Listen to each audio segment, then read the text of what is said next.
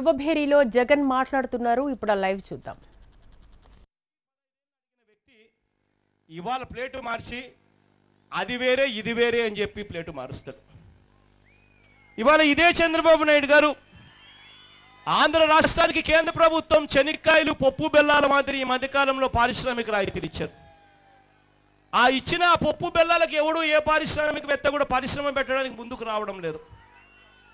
వాళ్ళు ఇచ్చిన ఆ పారిశ్రామిక రాయితీలు యాక్సిలరేటెడ్ డిప్రిసియేషను, ఎన్హాన్స్డ్ ఇన్వెస్ట్మెంట్ అలవెన్సు, ఈ రెండింటినీ చూస్తే ఎవడు ముందుకు రావడం లేదు పరిశ్రమలు పెట్టడానికి.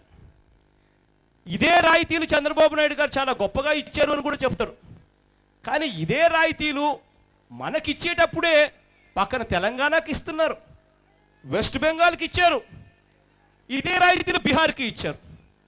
మరి నేను అడుగుతా ఉన్నా ఇదే చంద్రబాబు నాయుడు గారు ఎంతసేపు ఉన్నా ఎప్పుడు లెవెల్ ప్లేయింగ్ ఫీల్డ్ అని చెప్పి చంద్రబాబు నాయుడు గారు నోట్లో నుంచి మాటలు వస్తూ ఉంటాయి. నేను ఇదే అడుగుతా ఉన్నా, అయ్యా చంద్రబాబు నాయుడు గారు లెవెల్ ప్లేయింగ్ ఫీల్డ్ అని మీరు అంటున్నారు, మీ నోట్లో నుంచి మాటలు వస్తున్నాయి. పక్కన బెంగళూరు ఉంది, పక్కన చెన్నై ఉంది, ఇటువైపున హైదరాబాద్ ఉంది. మరి ఏ రకంగా వాళ్ళతో మీరు కంపీట్ చేయగలుగుతావు? ప్రత్యేక హోదా అన్నది మీకు మనకు రాకపోతే అని చెప్పి నేను చంద్రబాబు నాయుడు గారిని గట్టిగా అడుగుతా ఉన్నా.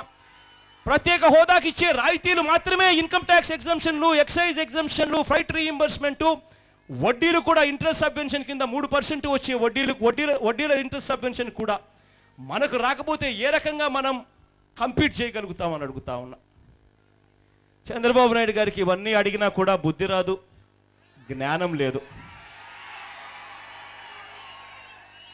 ఇవాళ మీకే మైక్ ఇస్తాను, మీ దగ్గర నుంచే నేను ప్రశ్నలు తీసుకుంటాను.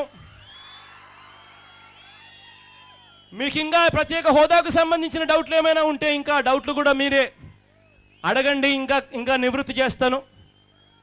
ఒకే ఒకటి ముగించే ముందు ఒకటి చెప్తున్నా, అదేమిటి అని అంటే ప్రత్యేక హోదా అన్నది ఒక జగన్ ఒక్కడు పోరాటం చేస్తే సాధ్యమయ్యే పని కాదు.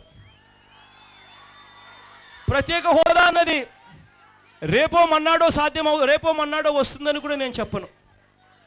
కానీ ఒకటి నేను చెప్తా ఉన్నా, మనం గన అడగడం మానేసినాము అని అంటే ఈ ప్రత్యేక హోదా అడిగేవాడు ఎవడు ఉండడు. పార్లమెంటుని సాక్షిగా మనకి ఇచ్చిన మాటని ఎవడు పట్టించుకునే పరిస్థితి ఉండదు.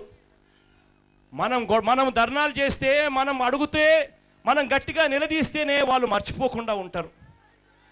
ఒక్కసారి మీ అందరికీ నేను స్ఫూర్తినిస్తా ఉన్నా, రాదు అనుకున్న తెలంగాణ రాష్ట్రాన్ని వాళ్ళు సాధించుకున్నారు. రాదు అని చెప్పి అనుకున్న ఆ తెలంగాణ రాష్ట్రాన్ని వాళ్ళు సాధించుకున్నప్పుడు పార్లమెంటుని సాక్షిగా చేస్తూ మనకిచ్చిన మాటను మనమంతా గట్టిగా నిలబడితే ఎందుకు రాకుండా పోతుంది అని చెప్పి నేను గట్టిగా కూడా అడుగుతా ఉన్నాను. రాబోయే రోజుల్లో ఇంకా గట్టిగా ఒత్తిడి తీసుకొస్తాం. 3 సంవత్సరాల పరిపాలనా కాలం అయిపోయిన తర్వాత జూన్లో అయిపోతుంది. ఆ జూన్ తర్వాత జరిగే ఏ పార్లమెంటు సమావేశం ఎప్పుడు జరిపినా కూడా అప్పుడు వైఎస్ఆర్ కాంగ్రెస్ పార్టీకి చెందిన ఎంపీలందరూ రాజీనామా కూడా చేస్తారని చెప్పి కూడా గట్టిగా చెప్తా ఉన్నా.